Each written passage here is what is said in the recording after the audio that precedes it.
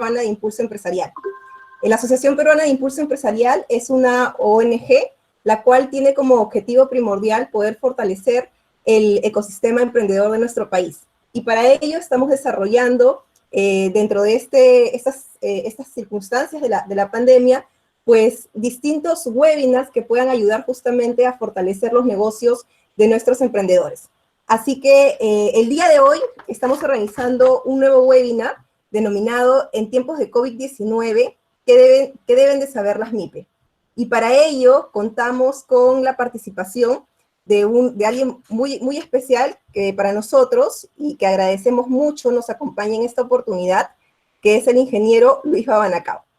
A continuación voy a leer un resumen de su perfil profesional. El ingeniero Baba es ingeniero industrial de la Universidad Nacional de Ingeniería, presidente de Diviso, Grupo Financiero y de FIDE, miembro del directorio de importantes empresas del sector industrial, comercial, financiero e inversión. Ha sido presidente del directorio de la Corporación Financiera de Desarrollo, COFIDE, del Fondo Nacional del Medio Ambiente, FONAM, y el Fondo Solidario de Inversiones Autogestionarias. También ha sido miembro del directorio de la Corporación Andina de Fomento, CAF, del Banco Exterior de los Andes y España, y asesor de las sucursales en el Perú, del Chase Manhattan Bank y el Banco de Tokio. Es especialista en preparación, evaluación y administración de proyectos de inversión.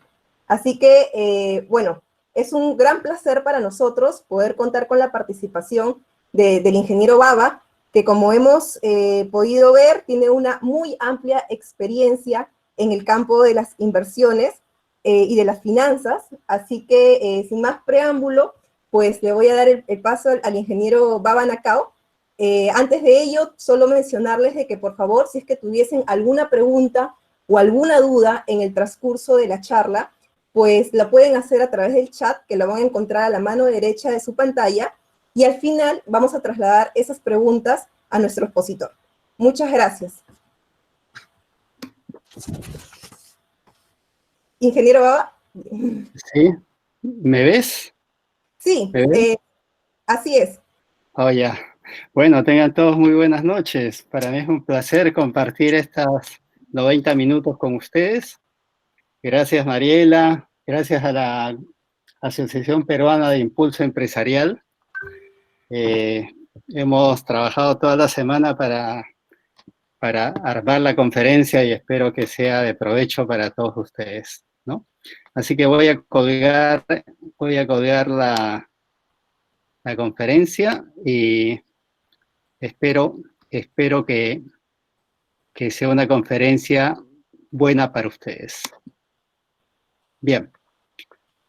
Esa es la agenda que vamos a seguir. Primero vamos a hablar sobre el marco que nos va, digamos, a facilitar el entendimiento de los temas que vamos a tratar en la segunda parte. Luego vamos a ver qué debemos saber las pymes, y al final 2 láminas de reflexiones finales, y espero que después de estos 60 minutos de conferencia,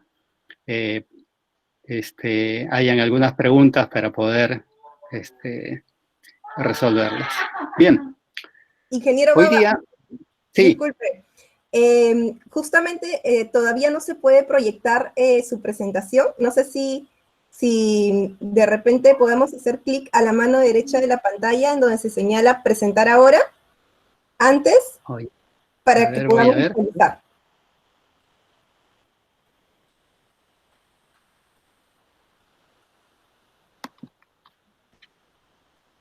Está a la mano derecha inferior, al lado inferior, hay un pequeño botón que nos indica presentar ahora, y luego hacemos clic en toda la pantalla y ahí vamos a poder visualizar su presentación. Gracias.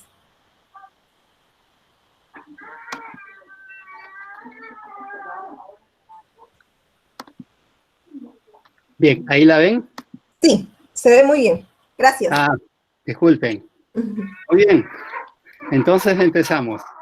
Les comentaba que vamos a tener una breve introducción para pintar el escenario mundial y nacional, y después vamos a ingresar a los temas que nos interesan, ¿no? Bien, de lejos, hoy día la amenaza más importante en el mundo es el tema de la pandemia, ¿no? Como ustedes verán, 86%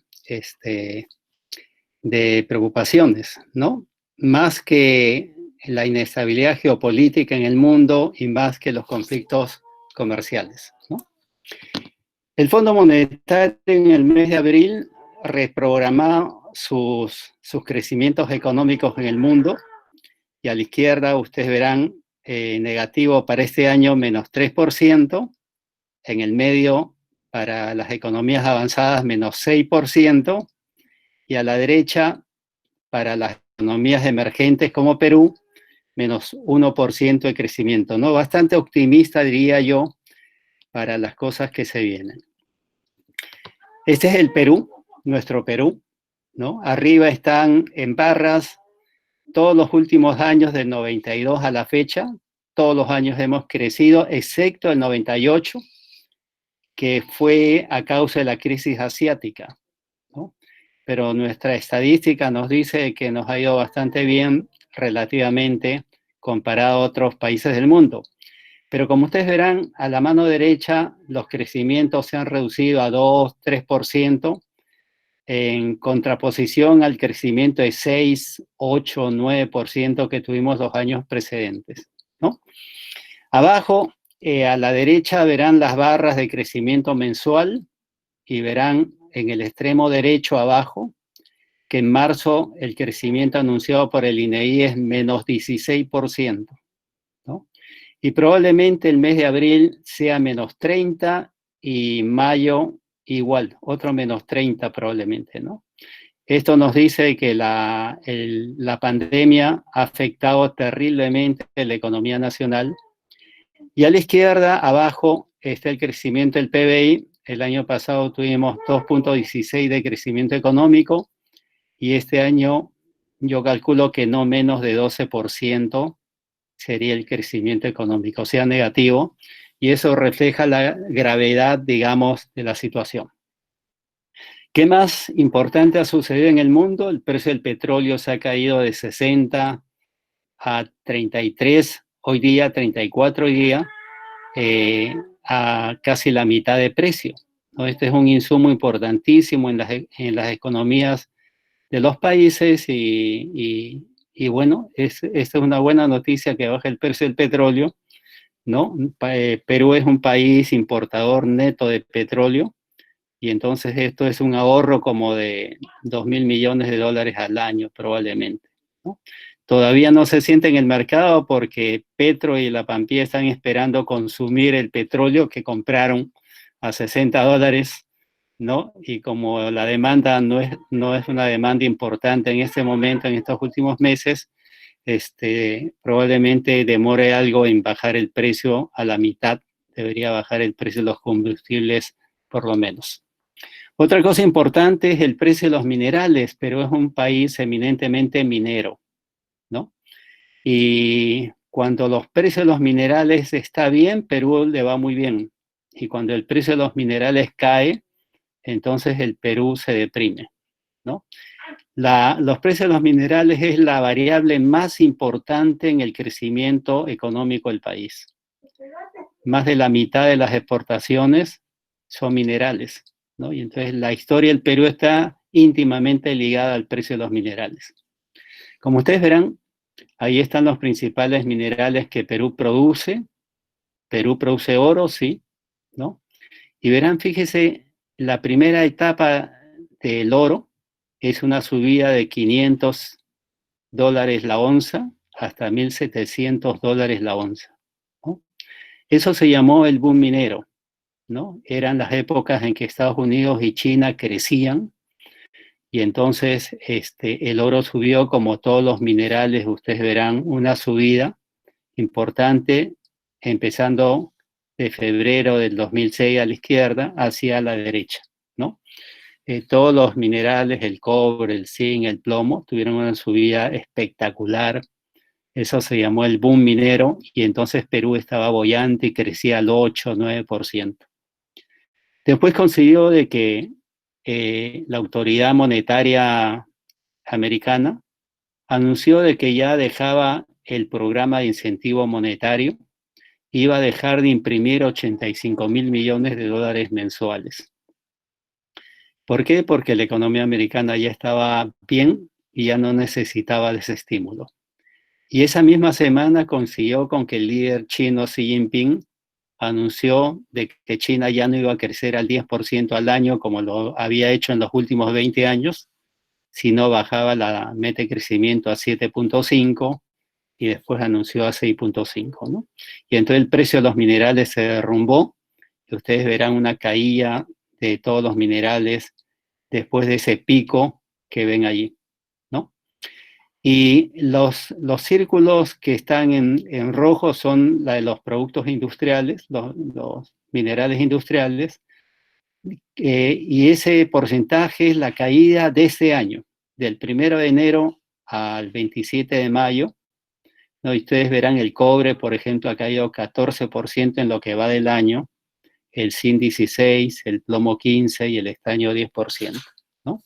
Y entonces la historia del Perú está un poco deprimida porque el precio de los minerales ha caído y con la pandemia aún más, ¿no? ¿Qué más es importante? Hay miles de peruanos que trabajan produciendo azúcar, maíz, café, cacao, arroz principalmente. Miles de peruanos, ¿no?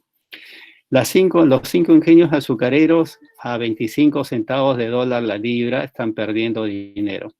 O sea, hoy día probablemente los estados de resultados de los 5 ingenios azucareros están en pérdida todos. Maíz ya no es negocio sembrar maíz, es mejor importar maíz probablemente. Los cafetaleros y los que producen cacao también se ha caído el precio de una manera notable. El café se ha caído de $300 centavos de dólares la libra a 158, ¿no? Ustedes podrán comprender lo que significa eso, ¿no? Y entonces miles de peruanos ya no están recibiendo el ingreso que recibían hasta hace unos años, ¿no? ¿Qué más importante ha sucedido en el Perú? La PEA, la población económicamente activa en el Perú, es más o menos 17 millones de personas, de los cuales 5 millones trabajan formalmente, o sea, están en planilla con los beneficios sociales y todo, y 12 millones de peruanos son informales, ¿no? O sea, no están en el circuito de la formalidad. ¿Qué ha pasado en estos últimos meses, ¿no? Con la pandemia, ¿no? Se presupone que han perdido su empleo formal 1.200.000 personas, ¿no? Y entonces ya no son 5 millones de empleos formales, sino son 3.800.000. Y eso dice también entonces que ya no son 12 millones de informales, sino quizás 13 millones de informales, ¿no? Cuando un país vive una crisis como la que estamos viviendo, ¿no? Hay lo que se llama la confianza al consumidor, ¿no? Los consumidores empiezan a tener miedo y pierden la confianza, ¿no?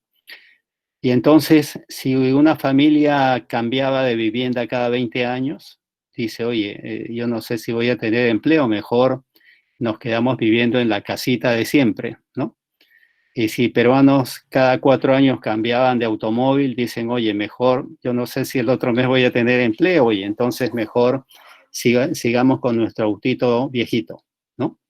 Y si cambia la estación y viene el invierno, no cambiamos de vestimenta, abrimos el baúl y sacamos la ropa del año pasado, y si salíamos 2 veces a comer fuera del hogar a la semana, mejor nos quedamos en la casa, porque el próximo mes no sé si voy a tener empleo, ¿no?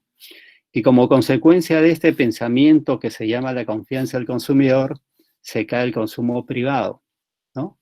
Que es el mayor componente que forma, digamos, el PBI nacional, ¿no? Y entonces todo el consumo se retrae y entonces el Perú sufre, ¿no? ¿Qué más está sucediendo importante en el Perú? El Banco Central está haciendo su trabajo, está bajando la tasa de interés que se llama la tasa de interés de referencia, ¿no? ¿Y por qué la baja el Banco Central? ¿No? Esta es una invitación y un anuncio que hace el Banco Central para que los bancos, el sistema bancario peruano, baje sus tasas de interés. Y entonces el anuncio es, voy a bajar la tasa de interés de 1.25 a 0.25, como verán a la derecha ahí, ¿no? Y quiero que ustedes, el sistema financiero, bajen la tasa de interés a los prestatarios de los bancos también. El Banco Central además implícitamente dice, yo voy a hacer todo lo necesario para que la tasa de interés en el Perú baje también, ¿no? Y entonces es un recordaris a los bancos para que bajen. Y más adelante vamos a ver el efecto hoy día en el mercado. ¿Qué más es importante saber de un empresario grande, mediano, pequeño? ¿No? Fíjense, arriba a la izquierda están las reservas internacionales netas. Eso se llama el RIN, ¿no? Y son el ahorro que tiene el Banco Central de Reserva en divisas, todas colocadas en oro, dólares, euros o yenes japoneses, colocados en bancos AAA, categoría AAA en el mundo, en lugares seguros, ¿no? ¿Y para qué el Banco Central ahorra dinero? Ahorra para las épocas malas como las de hoy día, ¿no? Y entonces en el año 90, cuando Alan García entregó su mandato a Fujimori, se le entregó con menos 136 millones de dólares, negativo, estaba sobregirado. Y desde el año 90 a la fecha se ha estado reconstruyendo, el Banco Central ha hecho una magnífica labor y ha estado ahorrando, así como una familia ahorra por si acaso sucede algo en la familia. El Banco Central ahorra divisas por si acaso le pasa algo al Perú, ¿no? Y entonces hoy día tenemos 74 mil millones de dólares a disposición del Banco Central, ¿no? Si ustedes quieren comparar esa cifra es comparable al ahorro de todos los peruanos, empresas y personas en el sistema financiero peruano. O sea, el Banco Central tiene una cantidad igual de dólares, yenes, barras de oro y euros, igual que todos los peruanos tenemos ahorrado en los bancos, ¿no? Y la deuda externa peruana son 22 mil millones de dólares y el Banco Central tiene 3 veces dólares para pagar esa deuda peruana, ¿no? Importantísimo ese dato, como ustedes podrán comprender.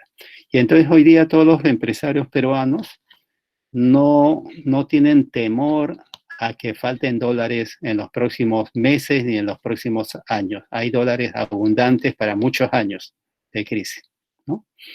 Abajo a la izquierda aparece América Latina y Perú y cuánto se ha devaluado el sol y las monedas latinoamericanas en lo que va del año, ¿no? Y entonces la última columna, donde dice 28 de mayo del año 2020, están las devaluaciones y como verán, en lo que va del año, con la pandemia, Perú ha devaluado 3.76% su moneda. En otras palabras, el dólar vale más, el sol vale menos, pero vale casi 4% menos que a comienzos de año. En México, la devaluación ha sido 18% más o menos, ¿no? O sea, como 5 veces más que Perú, ¿no? En Chile, que es un país mucho más estable que Perú, como 2.5 veces más que Perú ha devaluado Chile. Y Colombia, otro país, digamos, de la categoría de Perú, ha devaluado casi 13%, ¿no? O sea, relativamente el tipo de cambio en el Perú ha permanecido, digamos, no tan volátil como en los otros países de América Latina, como en México, Chile y Colombia, ¿no? Y eso es porque las reservas internacionales de Perú son una muy buena cifra, ¿no? Y entonces, relativamente, nuestra moneda, digamos, es muy dura y así lo ha sido en los últimos 20 años. En el mundo, las monedas más duras del mundo han sido el yuan chino, el euro europeo, la moneda israelí y el sol peruano. El sol peruano en los últimos 20 años se ha reevaluado 2%, ¿no? Algo increíble, pues, ¿no? Después de haber vivido la época de Alan García, uno no piensa que nuestra moneda es tan buena como las mejores monedas del mundo. Otra cosa importante es la inflación, ¿no? La inflación deteriora el poder adquisitivo de las familias, ¿no? La inflación es la subida de precios al consumidor peruano, ¿no? Y como ustedes verán, el año pasado la inflación ha sido 1.90. Para este año la inflación va a estar entre 1 y menos 1% probablemente, capaz tenemos inflación negativa, ¿no? Entonces, digamos, los peruanos no estamos tan preocupados de una subida de precio, al contrario, ¿no? Tenemos temor de que los precios bajen porque el consumo ha bajado y va a bajar terriblemente y entonces no estamos preocupados por ese tema. Otro tema importante es cómo está el sistema financiero peruano, ya que este es el sistema financiero peruano comparado a los otros países de América Latina, y digamos que verde es tranquilidad, y Perú está verde en casi todos los ítems, ¿no? Como colocaciones, como morosidad, como deuda externa de corto plazo contra el PBI peruano, ¿no? Como ratio de patrimonio sobre los créditos calificados que se han otorgado y como depósitos, ¿no? Entonces, las últimas dos crisis en el mundo se han debido a crisis en el sistema financiero, ¿no? Y entonces hay que mirar, cada vez que hay crisis hay que ver si el sistema financiero va a soportar o no va a soportar la crisis, ¿no? Y más o menos más del 80% de los créditos y los depósitos están en los bancos peruanos, y como verán ahí, todos los bancos están con clasificación, grado de inversión, ¿no? Excepto uno, ¿no? Pero en general el sistema bancario está bastante bien, digamos, como para a enfrentarse a una crisis como la que estamos viviendo, ¿no? Y Perú como fortaleza, ¿no? Este es un estudio de una revista americana que se llama The Economics, ¿no? Y aquí están todos los países emergentes del mundo, y como fortaleza Perú está en la cuarta ubicación, ¿no? O sea, si alguien está, digamos, bien preparado para una crisis de esta, probablemente Perú es de las que está macroeconómicamente mejor preparada. Más adelante voy a hacer algunas, digamos, comentarios sobre este tema, ¿ya? Pero digamos que así nos ve el mundo hoy día. Otra cosa importante es ver las bolsas. Las bolsas son las primeras que reaccionan ante una crisis y se adelantan a los hechos y denotan la preocupación del mercado y de inversionistas y el mercado empresarial principalmente, ¿no? Y ahí ven cómo ha caído la bolsa japonesa, la bolsa americana y la bolsa europea, en unas caídas violentas, como ustedes verán, y profundas, ¿no? 30, 25, 35% de caída. En el Perú, fíjense, aquí comparado, digamos, a estos 5 meses que han pasado, ¿no? Las acciones del Banco Continental, que antes valían 3.43, ahora valen 2.69, ha caído 22% el valor de las acciones del Banco Continental, ¿no? Que es el segundo banco del país, un bancazo. Ferreicor, que es Ferreiros, también una empresa ícono en el Perú, sus acciones que valían 2.19 ahora valen 1.41. El valor nominal de esta acción es un sol, se está acercando al valor nominal, 36% de caída, ¿no? El cuarto es Credicorp, que valía $212, ahora vale $141 la acción, se ha caído 34% el valor de las acciones del mayor grupo financiero del Perú, ¿no? Una desgracia, ¿no? Y más abajo está la refinería La Pampilla, que refina el petróleo y nos vende la gasolina, ¿no? De 12 centavos la acción ha caído a 6 centavos, ¿no? Casi a la mitad. Se ha perdido el 47% del valor, ¿no? Como ustedes verán, esta es una desgracia no solamente para los trabajadores, sino también para los accionistas de esas empresas, ¿no? Que como ustedes verán, están perdiendo una buena parte de sus recursos, ¿no? Entonces, ya casi para finalizar esta parte introductoria, ¿no? Lo que quería decirles al final de esta introducción es que en los últimos 30 años Perú ha crecido y su economía muestra muy buenas cifras. En estos últimos años, en estos últimos no 30, sino 20 años, el Perú ha sido el 10º país de más alto crecimiento en el mundo, en 20 años, ¿no? Y en América Latina somos el 2º país de más alto crecimiento después de Panamá en los últimos 20 años. Sin embargo, cuando uno se pregunta, ¿cómo está la nutrición de nuestros niños, de las madres gestantes? ¿Cómo está el cuidado de la salud? ¿Cómo está la educación de nuestros niños y jóvenes? ¿Cómo está la administración de la justicia? ¿O cómo está la seguridad ciudadana? La respuesta seguramente para el 90% de los peruanos es muy mal todo, una cosa así, ¿no?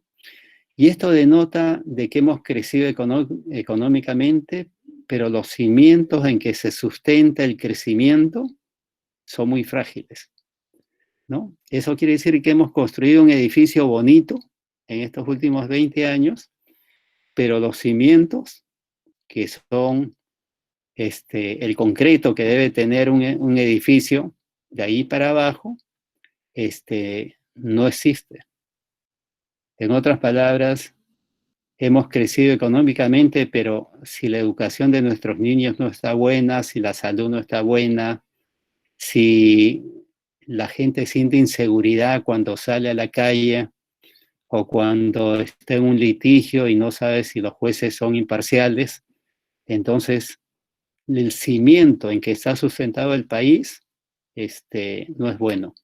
Y todo el crecimiento que hemos tenido en estos últimos años se puede caer cuando viene un viento fuerte o una pandemia como la que estamos viviendo, ¿no? Y entonces hemos crecido, sí, en el mundo nos ven diferente, pero cuando alguien analiza un poco más profundamente los cimientos, entonces no estamos tan contentos, ¿no? Con esta introducción, entonces, vamos a ver qué debemos saber las pymes, ¿no? O las MIPES, ¿no? Bien. Primero, el Ministerio de Economía y Finanzas, el Banco Central, COFIDE, han lanzado líneas de crédito en apoyo a las empresas.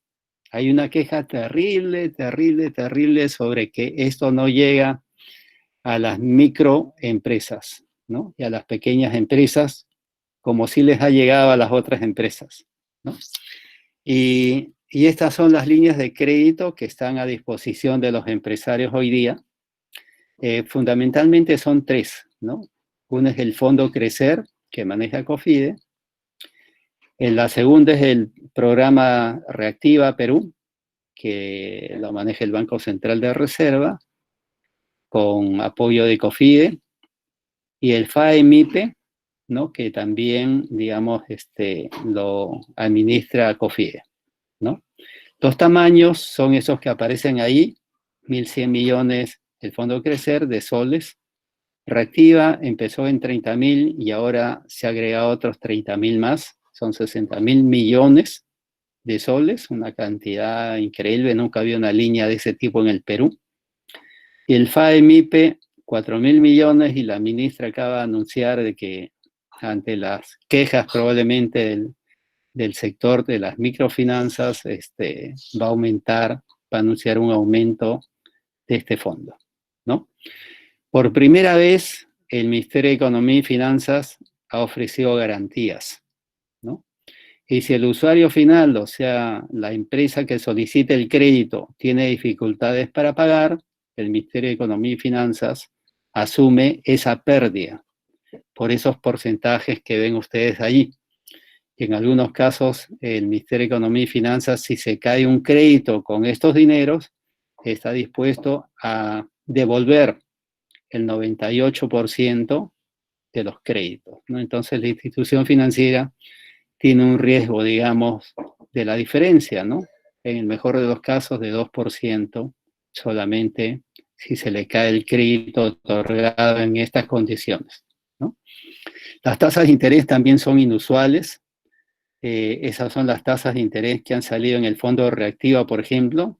La más baja tasa de interés ha sido 1.1% al año y la más alta 3.4% al año, ¿no? Y en el fondo FAEMIPE, las tasas que han salido a usuario final son 3% y 4.4%, ¿no? En la historia del país creo que no ha habido, digamos, líneas de crédito con estas garantías y estas tasas de interés a usuario final, ¿no?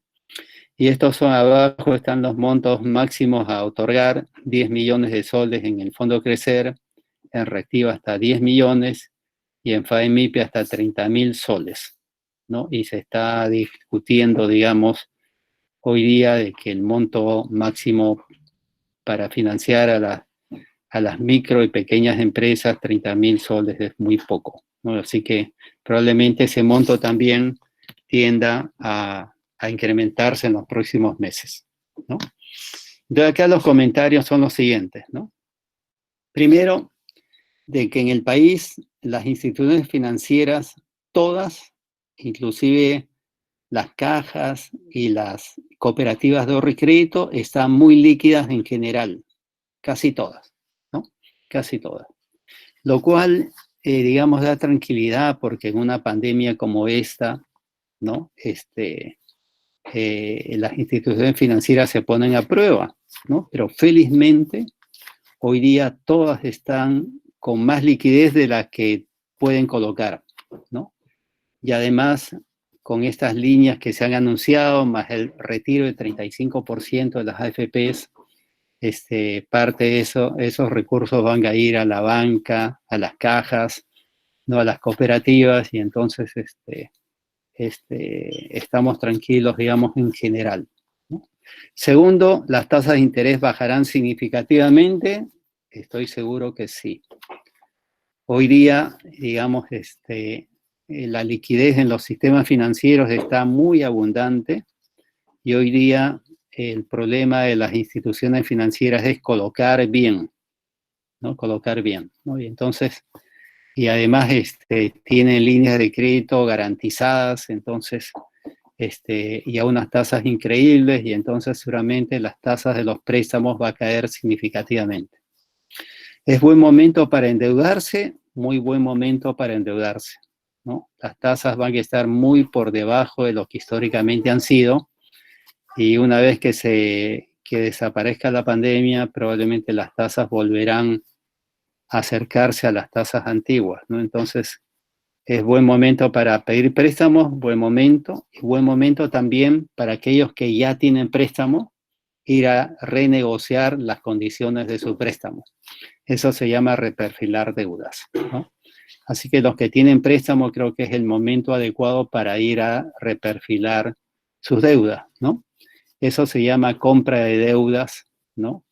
Y entonces uno va al banco competidor y dice: oye, ¿sabes? Quisiera que tú asumas la deuda que yo tengo en el otro banco y me bajes la tasa de interés, me des periodo de gracia, me hagas que la cuota salga más pequeña con un plazo mayor, ¿no?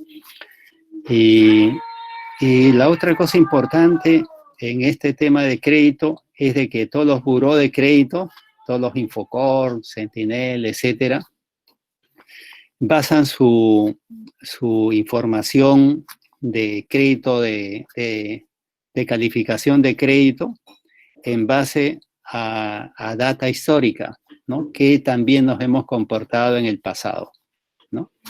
Pero la pandemia es como un terremoto, ha cambiado el mundo, ¿no? Y entonces lo que había sucedido en el pasado ya no sirve para predecir el futuro, ¿no?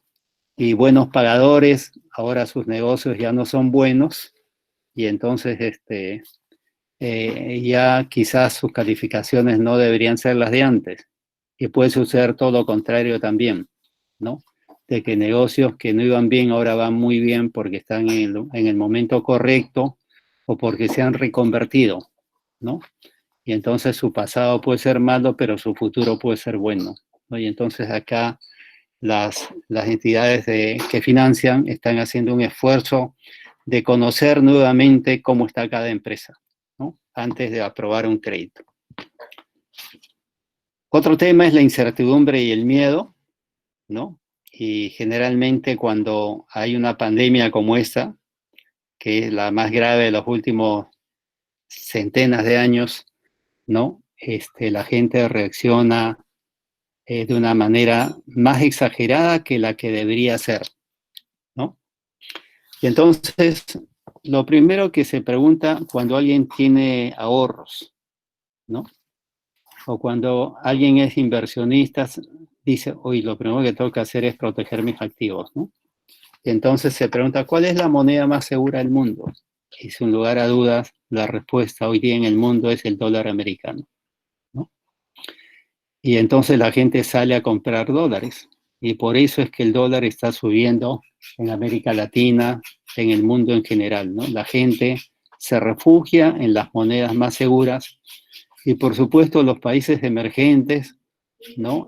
Sufren porque sus monedas se devalúan y cuando se devalúan las monedas, los costos de producción suben porque parte de los insumos son importados, ¿no? Y entonces se complica la vida de las empresas en el mundo. Felizmente en el Perú, esta depreciación solamente ha sido 4% y el Banco Central tiene dólares suficientes para que en cualquier momento salga a enfriar el dólar y evite, digamos, una subida exagerada del dólar americano. Y el otro documento importante, cuando alguien se pregunta en el mundo cuál es el activo más seguro del mundo, sin lugar a dudas, las letras del Tesoro americano, ¿no? O sea, los bonos que emite el Ministerio de Economía y Finanzas de Estados Unidos, ¿no? Y entonces los dineros corren hacia esos lugares seguros, ¿no? Y esta es la explicación de por qué el tipo de cambio ha subido en los últimos meses en el Perú, ¿no? Por esto que se llama el miedo, ¿no? Y el refugiarse en los lugares más seguros, ¿no? Y entonces, como conclusión de esto, ¿qué hacen las empresas y las personas? ¿No? Se refugian en monedas duras. Segundo, se refugian en los bonos que emiten los tesoros, ¿no? Y no solamente el tesoro americano, sino el tesoro peruano emitió bonos con unas excelentes tasas, ¿no? Hoy día el tesoro peruano es, digamos, un riesgo de los menores en el mercado mundial, ¿no? También los inversionistas y la gente que tiene excedentes de dinero también no solamente busca en qué tipo de activos, sino también en qué tipo de instituciones, ¿no? Y entonces hay movidas de instituciones más débiles a instituciones más seguras, ¿no? Y entonces las instituciones más seguras comienzan a recibir, digamos, dineros que no esperaban recibir porque hay gente que está pensando de que mejor deposito en el banco más seguro, en la cooperativa más segura, en la caja más segura, y entonces hay movimientos de este tipo, ¿no? Y también algunos inversionistas se refugian en acciones y obligaciones, ¿no? De empresas sólidas o que esta pandemia las ha beneficiado, ¿no? Y entonces hay movimientos en el mercado que hay que poder comprender. El tercer tema de interés es que se acelera la virtualización de las actividades, ¿no? Esto es algo que se viene en el mundo en general, pero en el Perú venía lentísimo, ¿no? Pasar de un mundo físico a un mundo virtual requiere pues de un cambio de cultura, ¿no? Y ese cambio de cultura está en los jóvenes, pero no en la gente madura y en la gente, digamos, adulta en general en el país, ¿no? Pero ¿qué ha sucedido? Nos han confinado socialmente a no salir a la calle y eso nos ha obligado a trabajar en la casa. Los jóvenes están estudiando en la casa, ya no van a la universidad ni a las escuelas y los servicios, ¿no? Se están, digamos, convirtiendo en un vehículo para poder hacer el traslado de los productos, ¿no? Y por supuesto, el entretenimiento se ha vuelto esencialmente entretenimiento en la casa y parte de ese entretenimiento hoy día es virtual, ¿no? Entonces, el concepto de home office, o sea, trabajo en la casa, ¿no? Que apareció en los años 90, pero que las empresas en el Perú se han resistido a su implementación. En general, los empresarios querían que la gente vaya local a trabajar, ¿no? Y no confiaban mucho en que si el trabajador se quedaba en la casa iba a trabajar igual o más o menos que si uno lo está vigilando en la oficina o en la planta, ¿no? Hoy día es la única manera de trabajar en la casa, ¿no? Y entonces todas las empresas se han visto en la necesidad de implementar lo que se llama el home office, trabajo en la casa, ¿no? Y lo que hemos comprobado es de que el trabajo se ha vuelto más responsable, las reuniones están más puntuales, ¿no? Y para muchos uno está trabajando más en la casa que en la oficina, ¿no? Y entonces esta pandemia, probablemente cuando acabe la pandemia, muchas de las empresas le dirán a sus trabajadores, bueno, la mitad de los trabajadores trabaja en su casa y la otra mitad viene acá a la oficina, al taller, etcétera, a trabajar, ¿no? Y entonces hemos encontrado las ventajas del WhatsApp, del Facebook, del TikTok, del Skype, del web, etcétera, ¿no? La educación también se ha vuelto virtual, ¿no? Yo hace como 10 años conocí a un hindú americano, Salman Khan, ¿no? Y él había escrito ya libros, ¿no? Este es un americano cuya hermana le pidió que le enseñe matemáticas a su hija, ¿no? Entonces él comenzó a enseñarle a su sobrina matemáticas, al comienzo presencial, y después se dio cuenta que había internet, entonces le preparaba videos y le mandaba clases en video, ¿no? Y la sobrina estaba tan entusiasmada con las clases y tan contenta que los subió, ¿no? A internet. Y eso se hizo viral.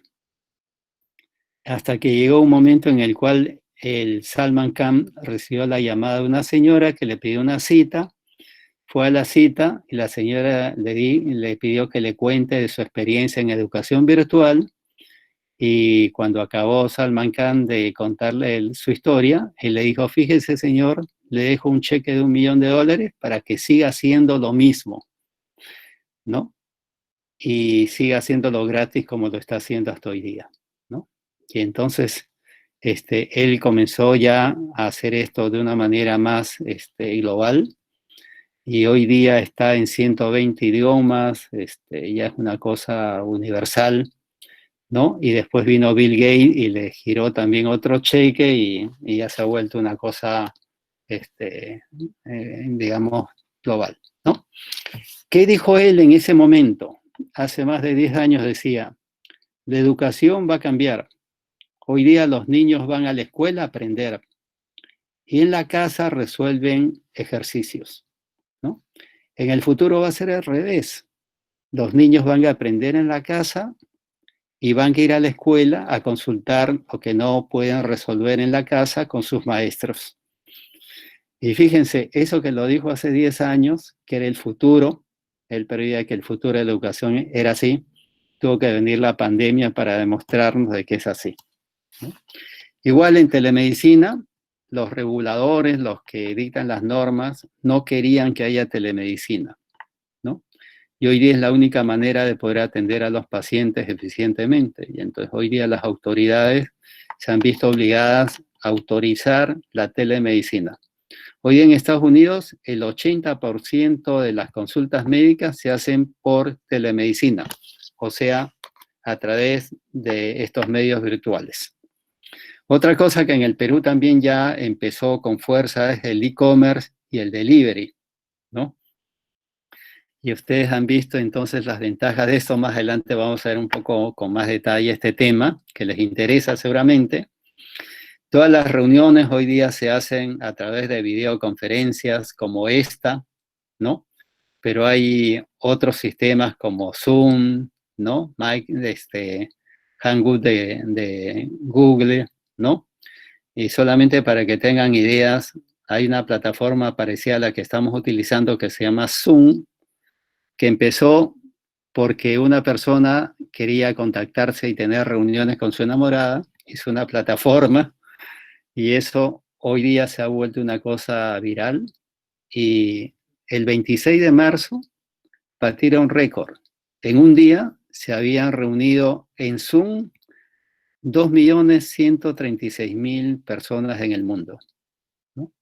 Y hoy día Zoom vale 40.000 millones de dólares como empresa, ¿no? Fíjense lo que puede suceder con una plataforma de estas, ¿no? Y por supuesto el sector financiero no está ajeno a toda esta tendencia y la pandemia ha, digamos, acelerado lo que es la banca móvil, la banca por internet, el BIN, el DAL, el PAN, el YAP, el KULK, el PLIN, y pronto van a ver otra versión de esto que se llama S89, ¿no? Más adelante vamos a ver eso pronto. Aquí les traigo algunos datos últimos de Interbank, por ejemplo, ¿no? En marzo del año pasado, solamente el 57% de los usuarios de Interbank usaban los canales digitales. Después de un año ya no es 57, sino 69, y entre marzo y abril de este año, esa cifra ha subido de 69 a 78% de la gente que tiene cuentas en Interbank, ¿no? O sea, esta pandemia ha acelerado, digamos, a que la gente se conecte por canales digitales, ya no vaya a las agencias de los bancos, etcétera, ¿no? Interbank en abril, además, abrió 4 veces más cuentas digitales que en marzo. Fíjense lo que les digo. Plin, que es como un monedero electrónico que comparte con Scotia y Banbif, en solo 2 meses ya cuenta con 800.000 usuarios. Fíjense lo que significa la pandemia y la virtualización de las cosas, ¿no? Y entonces esto ha hecho de que acelerar muchísimo todo lo que es este mundo digital en casi todas las actividades empresariales, ¿no? Y entonces el mundo se está volviendo más inteligente y la gente está demandando más experiencias sin fricción, ¿no? O sea, ¿cómo pago sin billete? ¿Cómo pago sin que mi tarjeta sea manipulada? ¿Cómo compro, ¿no? A distancia y pago a distancia, ¿no? Básicamente el mundo está yendo hacia eso, ¿no? Y entonces la frontera entre el mundo de los pagos físicos y el de los pagos digitales se está volviendo gris, con tendencia a desaparecer. Si las cosas siguen así, probablemente en 2 años, el 90% de las operaciones en el Perú se paguen sin billete. Fíjense lo que les digo, sin billete. En otras palabras, va a desaparecer las monedas y los billetes de la circulación, ¿no? Y seguramente vamos a pagar a través de nuestro teléfono celular, ¿no? O a través de tarjetas inteligentes, ¿no? Bien, y entonces aparecen lo que se llaman los neobancos, ¿no? Que son bancos 100% digitales, bancos que no tienen local, bancos sin agencias, sin sucursales, casi sin trabajadores, ¿no? Y estos son los nuevos bancos, ¿no? Y acá hay 2 tipos de neobancos. Aquellos neobancos que le pertenecen a banca tradicional que han creado los neobancos, sus neobancos, ¿no? Y los neobancos que no tienen banco atrás, sino son los bancos nuevos, digitales, virtuales, ¿no? Que están tratando de cerrar las cosas que los bancos no están haciendo eficientemente, ¿no? Y pronto ustedes van a ver un neobanco que se llama S89, ¿no?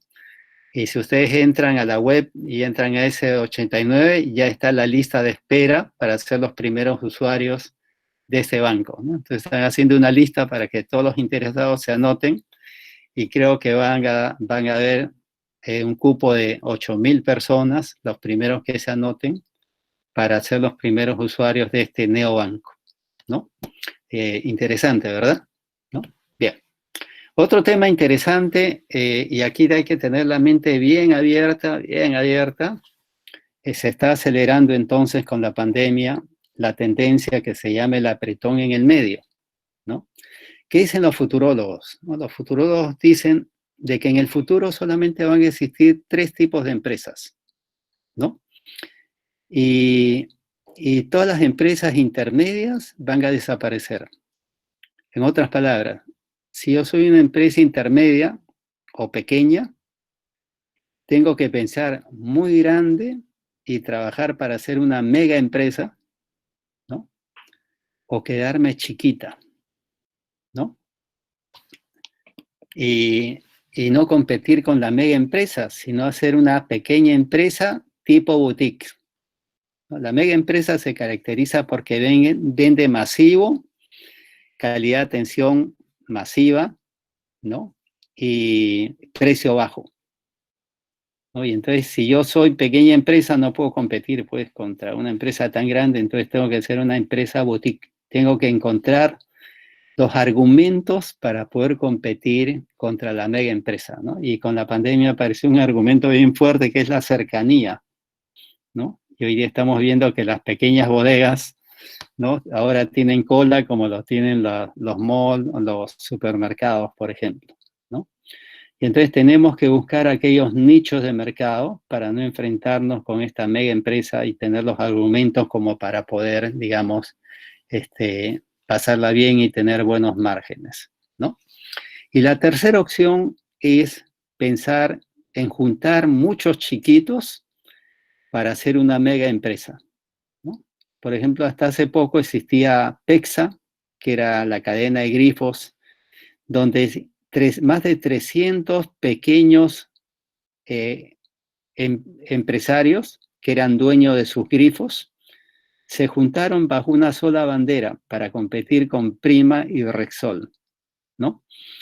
Esos fueron los pequeños empresarios que dijeron, oye, no se agrupen con estas franquicias internacionales porque al final nos ajustan el cinturón y nos cortan los márgenes y al final nos compran barato nuestros grifos.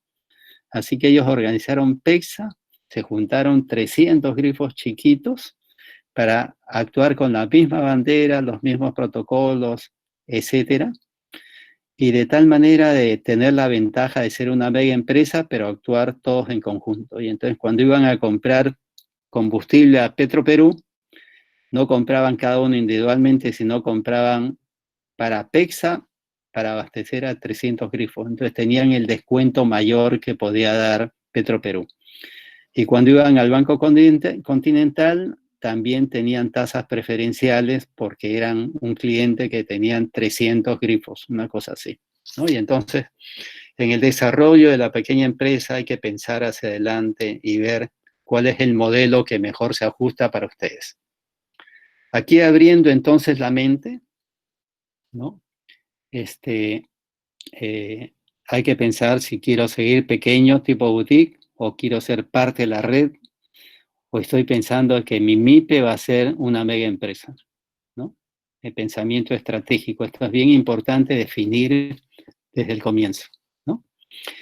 Y la otra cosa importante es que en este tipo de pandemias y de crisis económica, muchos salen del mercado. Algunos se rinden, ¿no? Otros saben de que su actividad ya no va, ¿no? O saben que su tamaño no es el adecuado, etcétera, ¿no? Y entonces acá hay una oportunidad inmensa para pensar, oye, me compro la otra empresa, me fusiono con la otra empresa para ser más grande, más competitivo, o absorbo a la otra empresa, ¿no? Por más chico que uno sea, siempre abran la mente y tengan presente que una manera de crecer es a través de estos procesos, ¿no? Así que ahí he puesto algunos ejemplos, ¿no? Por ejemplo, hoy día algunos colegios pequeños, privados, están en problemas, están perdiendo alumnado, capaz individualmente no son rentables, si se juntan, quizás sí lo sean, ¿no? Y entonces uno compra al otro, o se acuerdan fusionarse, o uno absorbe al otro, ¿no? Y así en los negocios hay que tener una idea de que hay una gran oportunidad en una etapa como esta que estamos viviendo. Otra cosa importante, hay que recordar a los fenicios. Los fenicios fueron en su época los mejores comerciantes de su época, ¿no? Y tenían un dicho que hasta la fecha cobra vigencia, ¿no? Dice, ¿cuándo hay que comprar cosas? Cuando están baratos, ¿no? ¿Y cuándo hay que vender? Cuando están caros. Ese era el principio de los mejores comerciantes, los fenicios, ¿no? Bien, ¿qué ha pasado con esta pandemia? ¿No? Hemos estado confinados 90 días, no hemos vendido casi nada en estos 90 días, muchos de nosotros hemos tenido el negocio cerrado, hemos tenido que mantener los costos y las planillas y estamos debilitados, ¿no? Y de aquí a unos meses nos van a dar el ok para aperturar, y cuando salgamos vamos a salir muchos, la gran mayoría, a buscar liquidez, ¿no? Y vamos a tener que rematar nuestra mercadería con promociones, ¿no? Y entonces van a haber oportunidades, ¿no? Antes de la pandemia, el valor de los inmuebles ya había caído sustancialmente, ¿no? El metro cuadrado en la Avenida Argentina, que es la zona industrial de Lima, valía $1.300 el metro cuadrado, y antes de la pandemia había caído a $700 el metro cuadrado. Con la pandemia seguramente va a tener otra bajada adicional. Y esos inmuebles no valen lo que van a valer después de algunas semanas más, ¿no? Si alguien tiene liquidez o puede acceder a préstamos y quiere y le ha echado ojo a un local que es bueno para su negocio, creo que se van a presentar oportunidades increíbles para comprar inmuebles baratos, ¿no? También para comprar maquinaria nueva y usada barata, ¿no? Hay una preocupación muy grande sobre las ventas de maquinaria pesada hoy día, de autos, ¿no? De camionetas, etcétera, ¿no? Y entonces va a haber empresas que van a salir de mercado y los bancos van a salir a rematar, digamos, las garantías, ¿no? O los mismos empresarios, ¿no? Antes de liquidar van a salir a vender sus maquinarias a precio de remate, ¿no? Así que vamos a poder, digamos, comprar y sustituir nuestra maquinaria, ¿no? Con esta maquinaria nueva, usada, etcétera. Pero también mercadería, ¿no? Materia prima, productos intermedios, productos terminados, ¿no? Van a caer a precios increíbles, ¿no? Como está cayendo el precio del petróleo, ¿no? Todos los derivados del petróleo, el polipropileno, la industria del plástico, proviene del petróleo, y entonces los precios han caído, ¿no? Y seguramente en el futuro, en algún momento van a volver a la realidad, ¿no? Y entonces comprar hoy día y esperar un poco puede ser de mucho provecho para algunas empresas, ¿no? Otro tema importantísimo, estratégico para los empresarios pequeños, es tener noción de cuánto va a durar la pandemia, ¿no? O sea, el apuntar bien a cuánto va a durar, creo que va a ayudar muchísimo a pasarla mejor, ¿no? Bien, ya hemos pasado la primera etapa, el presidente dice de que ya entramos a la meseta. La gran pregunta es si creemos que ya llegamos a la meseta, ¿no? Y estas fotos son de la calle en el Perú, en plena pandemia. La verdad que la mayoría de la gente en el Perú no cree que hemos llegado a la meseta, y que los peruanos, digamos, tienen que salir a la calle a buscarse la economía del hogar, y entonces esto no funciona como el presidente y su equipo piensan que va a funcionar, ¿no?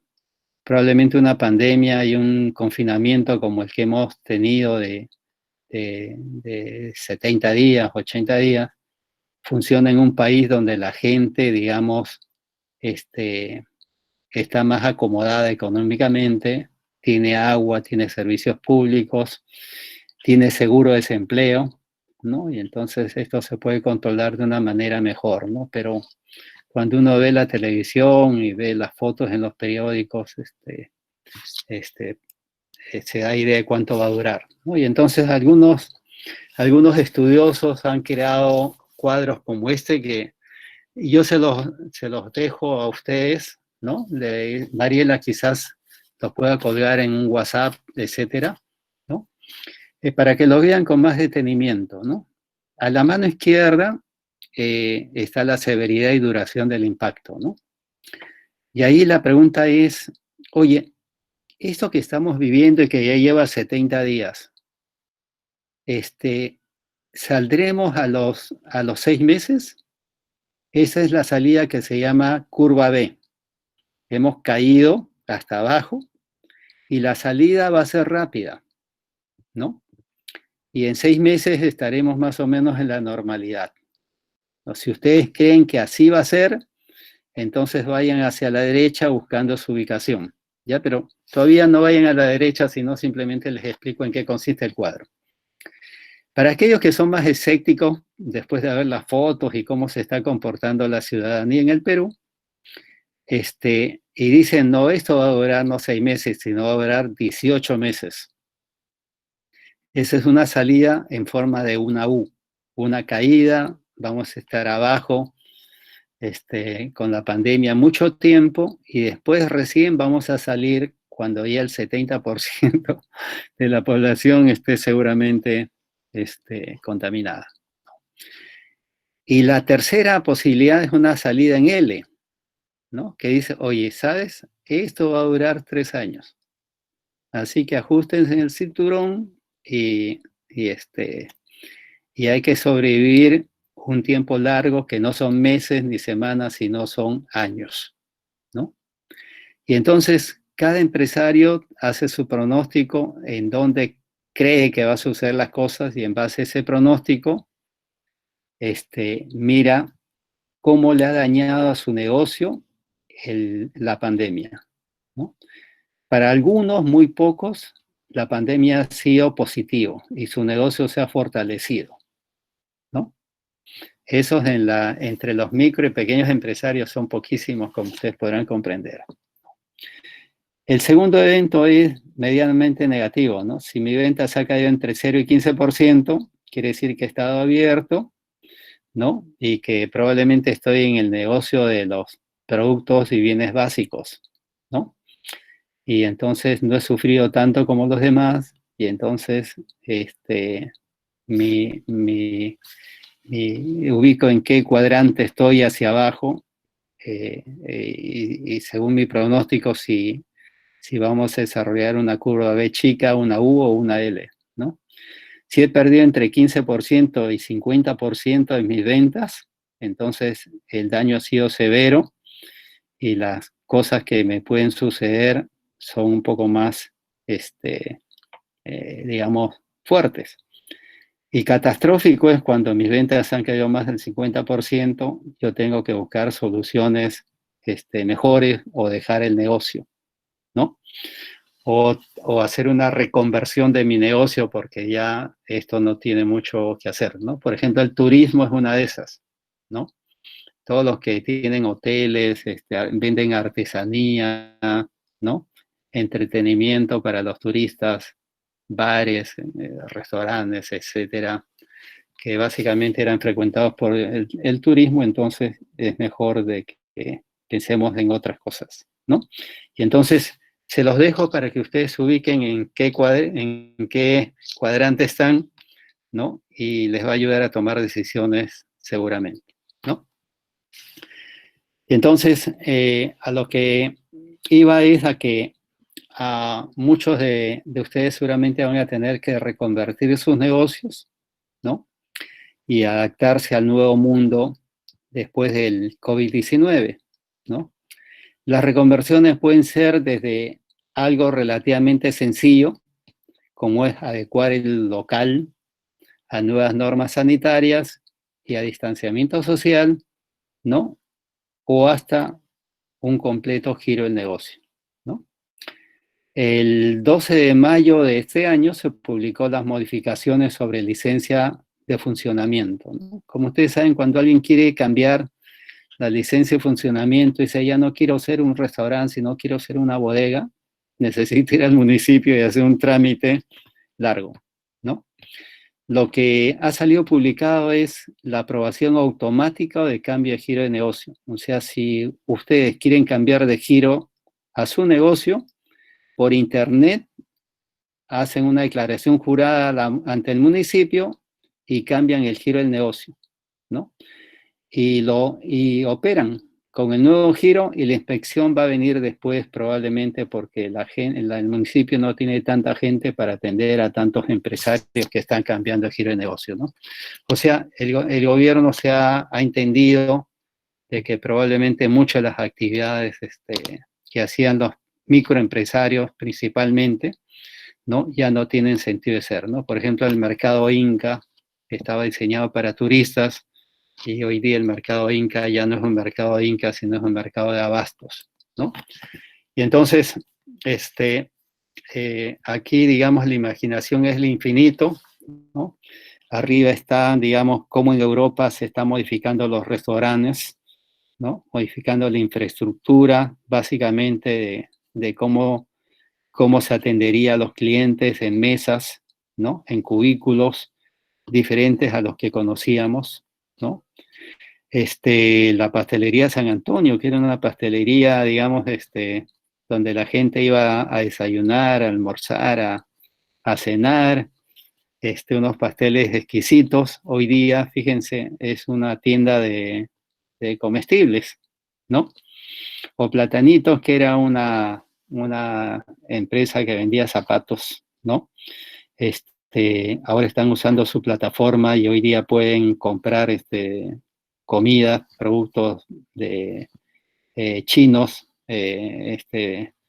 para preparar comidas chinas, etcétera, etcétera, ¿no? Y hoy día Casandina, por ejemplo, un hotel del grupo Interban, está reformulando sus habitaciones para que sirvan de oficina para gente que quiera alquilar oficina por más de un mes, ¿no?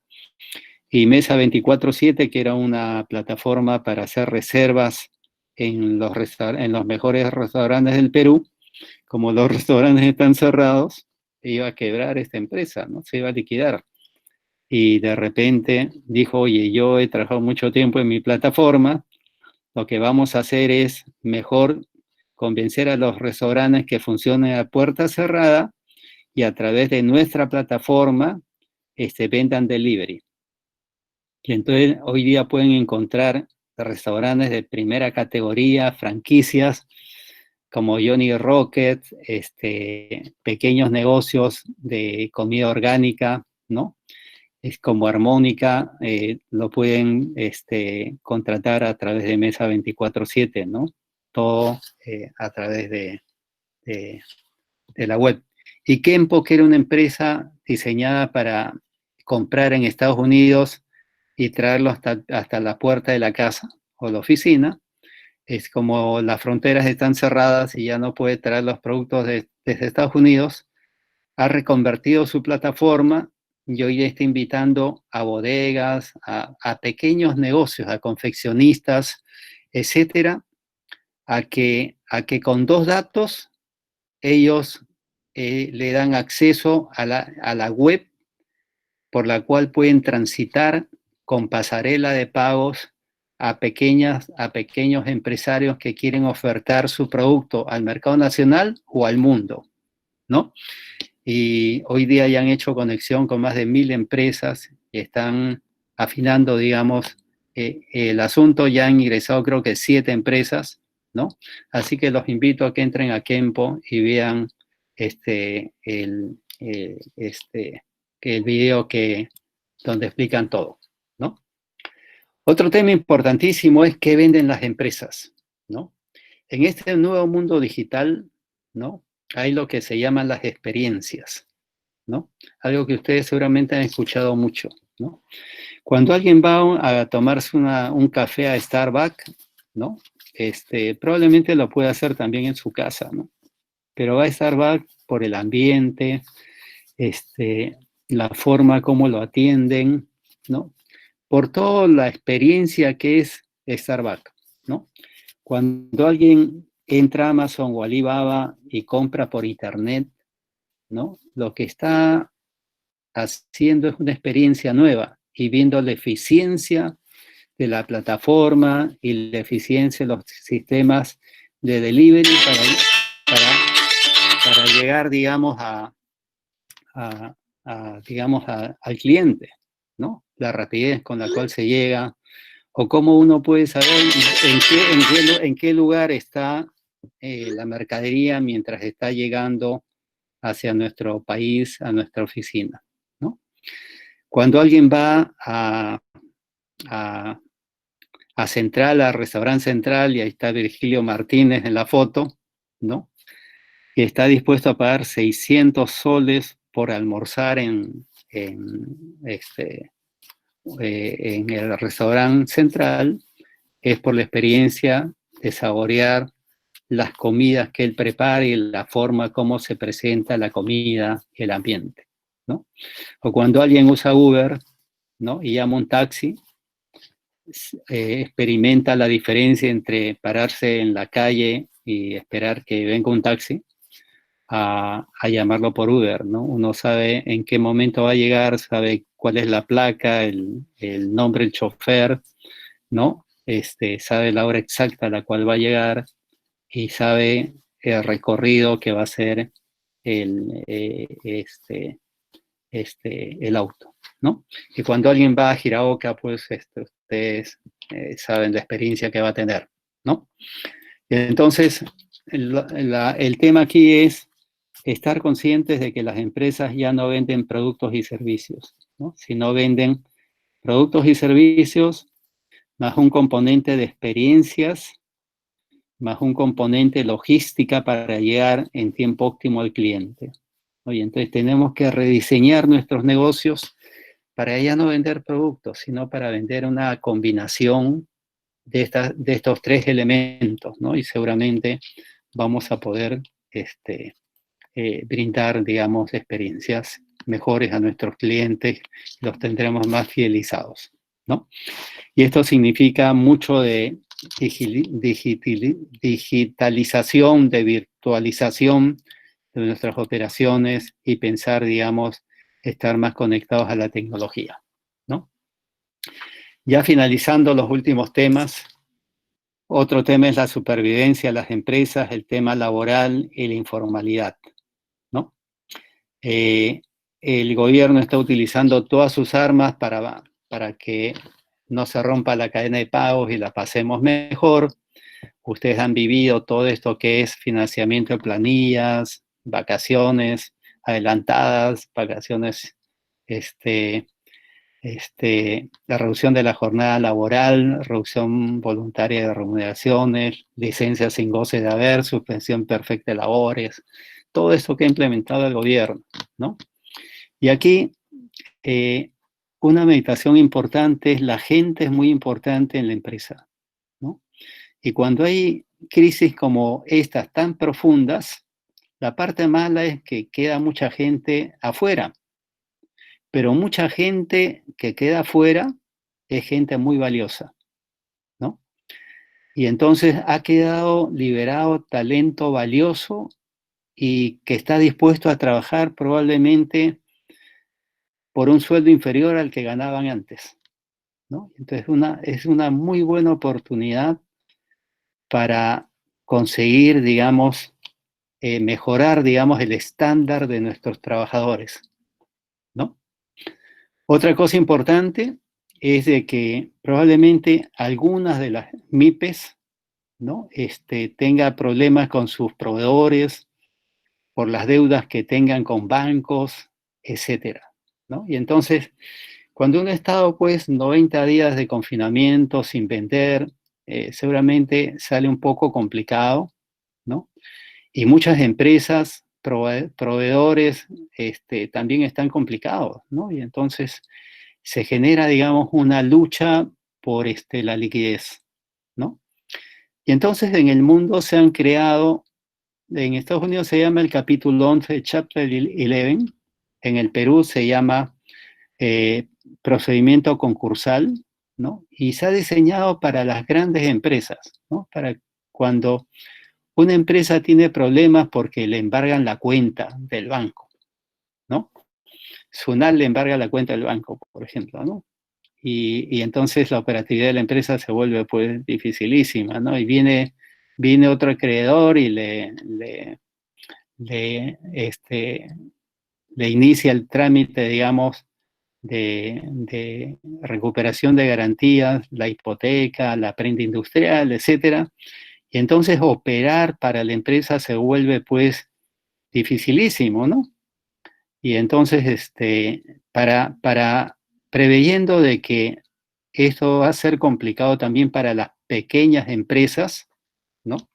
Lo que ha hecho el gobierno últimamente ha creado un nuevo sistema que se tramita en Indecopi, todo por internet, ¿no?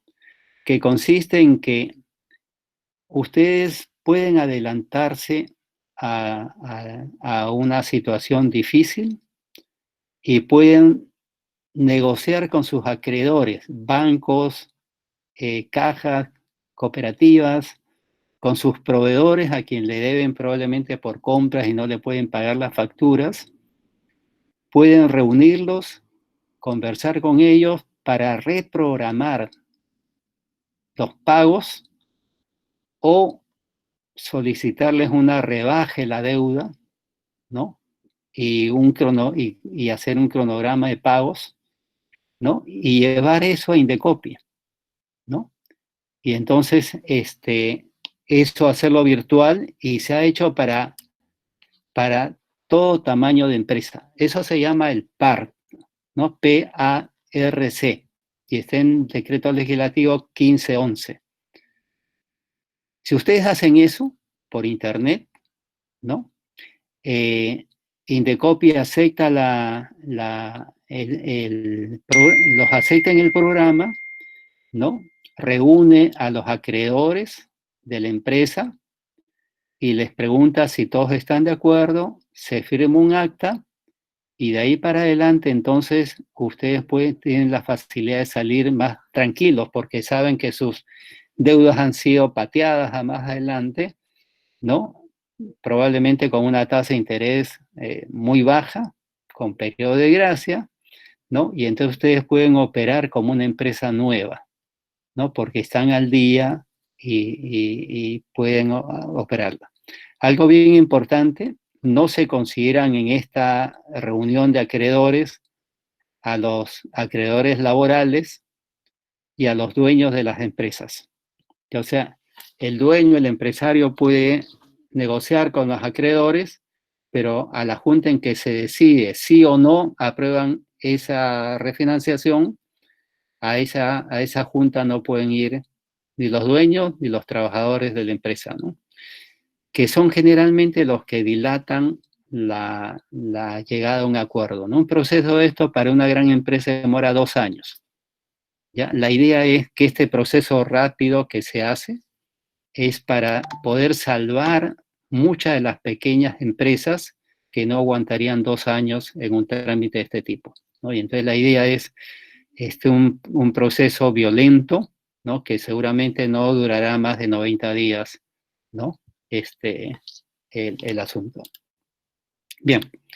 Por último, reflexiones finales, ¿no? Ya creo que estoy en la hora, creo que me he cedido de la hora, de mucho, ¿no? Bueno, existe incertidumbre sobre cuánto daño ha causado y seguirá causando la pandemia. Todavía no se sabe entonces si la salida va a ser en 6 meses, en 18 o va a ser mucho más largo en 36. Yo diría que va a ser como una B de Nike, ¿no? A la izquierda abajo hay una foto de la B de Nike, ¿no? No se asemeja a una B chica, ¿no? Sino más bien una caída y una salida muy, pero muy lenta, Así que creo que hay que amarrarse los cinturones y trabajar pensando de que las cosas van a estar muy duras durante un buen tiempo todavía. Y aquí un dicho de un amigo, Andrés García, que dice: predecir la lluvia no cuenta, construir barcazas sí. O sea, ya sabemos que ha habido una pandemia, ha sido un caos todo esto, y ahora en lo que hay que pensar es cómo salvamos nuestras empresas y cómo las volvemos rentables, ¿no? Y hay que tener consciente que los cimientos sobre los que se sustenta el Perú no son cimientos buenos, ¿no? Así que hay que pensar de que tenemos que bregar mucho todavía en el Perú, hasta que Perú sea un país como, como lo son algunos países desarrollados, ¿no? Y esto, como toda crisis, algún día nos sentaremos a analizar lo pasado, ¿no? Y a recordar lo que pasó, lo que hicimos para sobrevivir y tener éxito, ¿no? Y se lo contaremos a nuestros hijos, ¿no? Muchas gracias. Muchísimas gracias, ingeniero Baba. Realmente ha sido un verdadero placer poder escucharlo. Gracias por habernos, de alguna manera, pues, brindado esta información tan precisa y tan importante para este sector justamente que son las micro y las pequeñas empresas.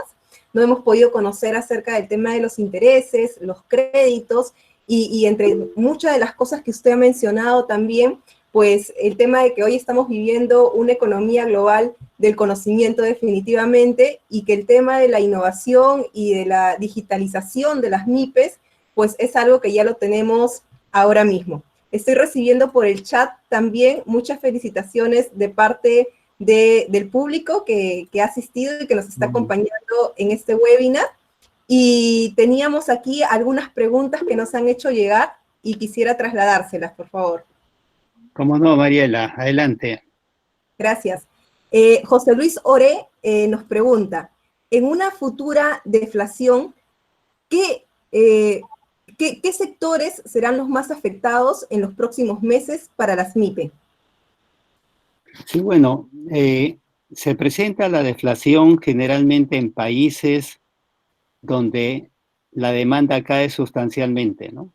Eso puede suceder en el Perú, sí, puede suceder en el Perú con una caída de 12 puntos en el PBI.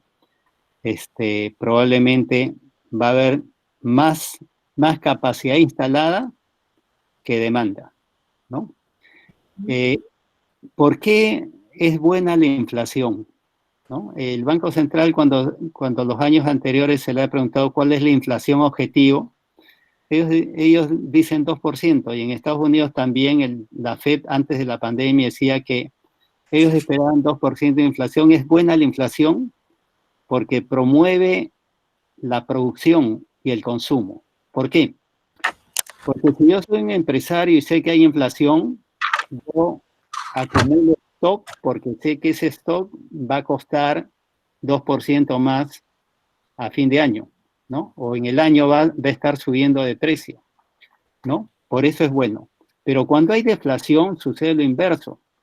Entonces, si yo sé que los precios van a caer, entonces yo dejo de comprar, vendo mi stock y compro para la semana o para el día, porque los precios van a caer, ¿no?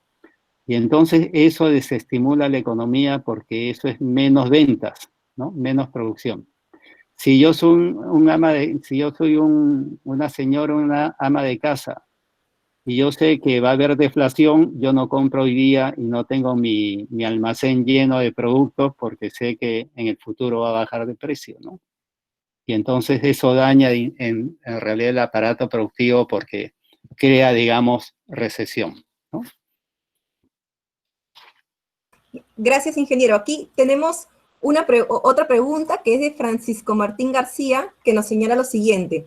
Buenas noches. ¿Cuáles son los rubros en los que, según su conocimiento, se podrían invertir post estado de emergencia? Bien, a ver, Yo diría que hay grandes oportunidades, sí, depende del horizonte de planeamiento, ¿no? Pero si usted mira la bolsa peruana hoy día, me parece que hay acciones que están muy baratas, muy baratas.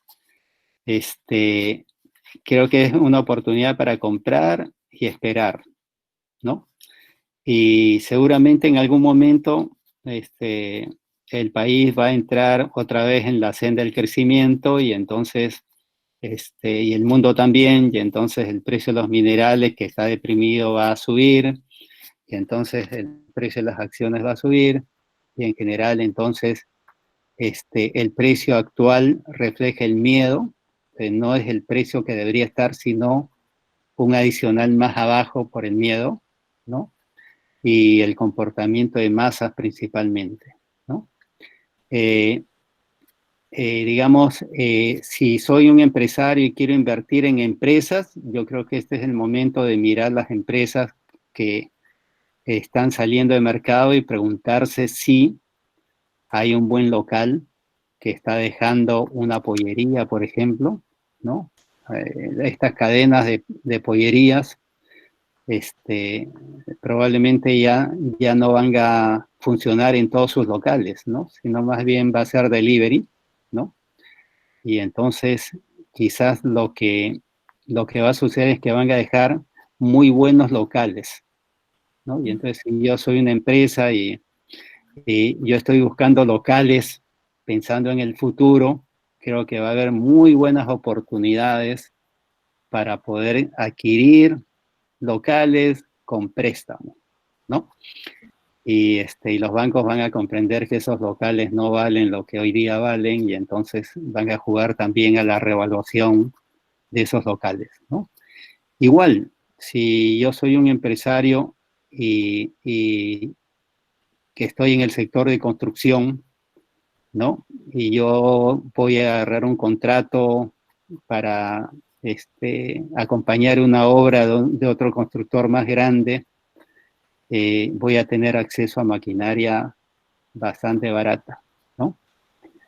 Además, todos los negocios, digamos, que tienen que ver con digitalización, hay que mirarlas de cerca, ¿no? Hoy día en el Perú deben haber más de 70 startups, ¿no? Y muchas de esas startups, ¿no? Están ligadas, digamos, a procesos tecnológicos, ¿no? Yo creo que ahí hay un gran futuro, ¿no? Si ustedes invierten en estas empresas, probablemente son de alto riesgo, pero si ustedes invierten en 10, de esas 10, probablemente se apuestan bien, 3 de esas 10 tendrán éxito y 7 se caerán, ¿no? Pero si esas 3 tienen éxito, probablemente van a dar beneficios como de 5 a 10 veces lo invertido, ¿no? Y entonces cayéndose 7, van a ganar muchísimo dinero, ¿no? Y todo lo que tiene que ver con cuidado de la salud, creo que hay que mirarlas de cerca, cuidado del hogar, ¿no? Hay que mirarlos de cerca porque creo que la gente va a estar más preocupada de la salud, ¿no? Y de tener un ambiente mejor para vivir más horas y trabajar en el hogar, ¿no? Bien. Gracias, ingeniero. Aquí tenemos algunas preguntas adicionales. Estamos transmitiendo también esta charla a través de nuestro canal de Facebook, de nuestro fanpage y YouTube. Y tenemos la pregunta de Alfredo Zamudio, quien nos señala lo siguiente. ¿Considera usted que esta crisis es sistémica o es estructural? No, esta crisis es sistémica, ¿no? Bueno, es sistémica porque abarca a todos nos ha tocado esta pandemia, ¿no?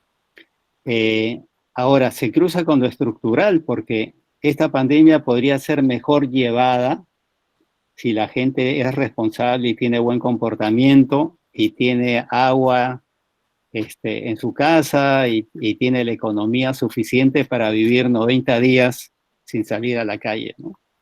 Entonces también es estructural, ¿no? O sea, creo que son las dos cosas, sistémica y estructural. Perfecto. Tenemos un par de preguntas más de Paola Hernández, quien nos señala, ¿qué estrategia cree que sea la mejor para contener, qué estrategias considera que sean la mejor para evitar destruir nuestra economía, ¿no? Afectar nuestra economía? Bueno, Paola, fíjate, no estoy, o sea, yo de carácter soy bien optimista y siempre tengo fe en el futuro, ¿no? Pero viendo el esfuerzo que se ha hecho en estos 70 días, la cantidad de dinero que se ha puesto en el mercado, ¿no? De parte del gobierno. O sea, el gobierno ha gastado casi todas sus balas, ¿no? Viendo el daño que se ha hecho a la economía, ¿no? Porque decirle a todo el sector empresarial, paren 70 días, si se hace ese esfuerzo, es para conseguir un objetivo. Yo creo que no hemos conseguido el objetivo. O sea, la inversión millonaria que se ha hecho, ¿no? No ha tenido efecto, ¿no? Y estamos en una posición, yo diría que bien difícil, ¿no? Y creo que necesitamos cambiar de equipo, ¿no? Cambiar de equipo para tratar ese tema, ¿no? Y la vacuna probablemente llegará al Perú de aquí a 8 o 12 meses, ¿no? Y entonces el futuro, digamos, no se pinta muy bonito, ¿no? Y como dijo la premier alemana Merkel al comienzo de la pandemia, dijo, fíjense señores, aquí vamos a acabar el 70% contagiados, ¿no? Y yo creo que estamos yendo hacia ese camino, ¿no? Y cuando el 70% de los peruanos estén contagiados, ya vamos a crear nuestro propio antivirus, ¿no? Y entonces la economía saldrá adelante después de eso. Bien. Gracias, ingeniero. Aquí tenemos una pregunta final. Esta pregunta es de Carlos Enrique Fernández, que nos señala lo siguiente. ¿Cuánto considera usted que podría durar esta crisis específicamente en el sector turismo, que es uno de los más afectados en esta pandemia, como bien usted lo ha señalado? Sí, fíjense, el sector turismo se las lleva todas, creo, ¿no? ¿No? Hay ciudades como Cusco, por ejemplo, que vivían del turismo, ¿no? Y Perú, si no me equivoco, recibía como 3 millones de turistas al año, ¿no? Y era un turismo que estaba creciendo de una manera notable. Es una pena lo que ha pasado, ¿no? Y el consejo aquí que les doy es reconversión, ¿no? Insistir, quedarse en el sector turismo y decir, vamos a hacer turismo interno y esperaremos en ese plan hasta que llegue el turismo de afuera.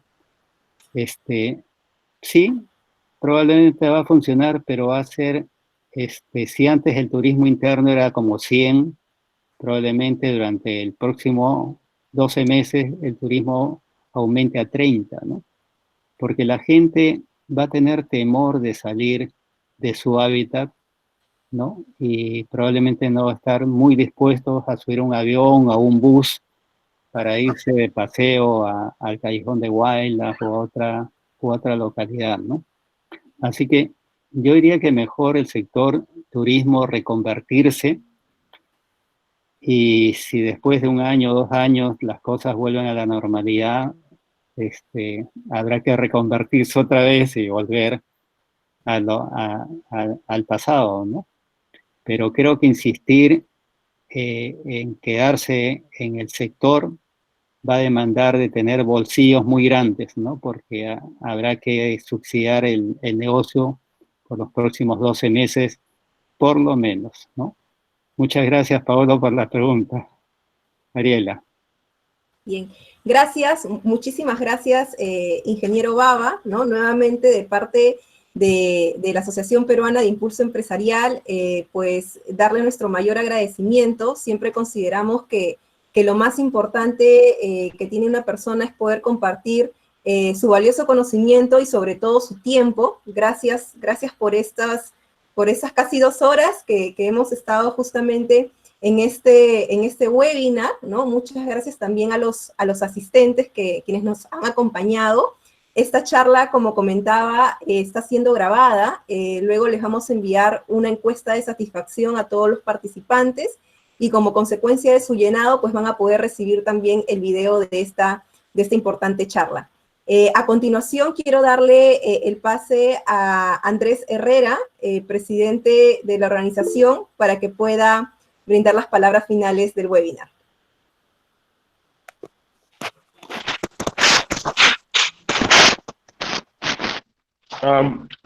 La verdad quiero agradecer a sobremanera. Mi nombre es Carlos Andrés Herrera del Águila, presidente actual de la Asociación Peruana de Impulso Empresarial. Quiero felicitar y agradecer a sobremanera al ingeniero industrial Luis Banacao. De verdad ha sido muy informativo, muy ilustrativo.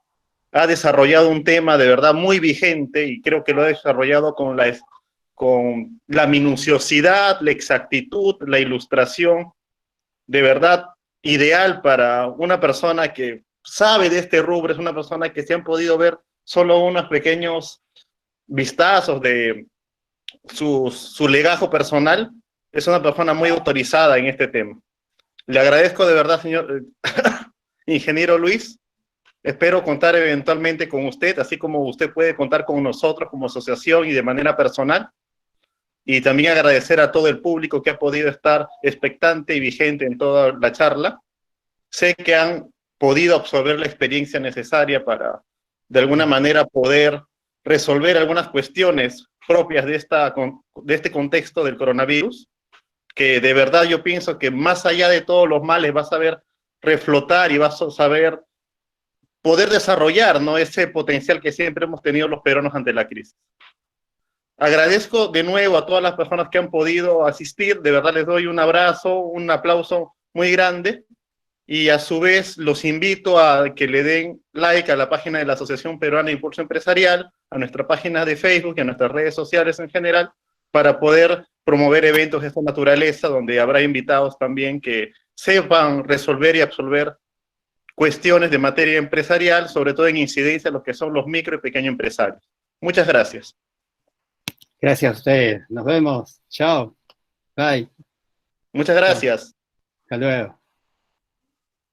Gracias, ingeniero. Ajá, a ti, Mariela. Chao. Gracias.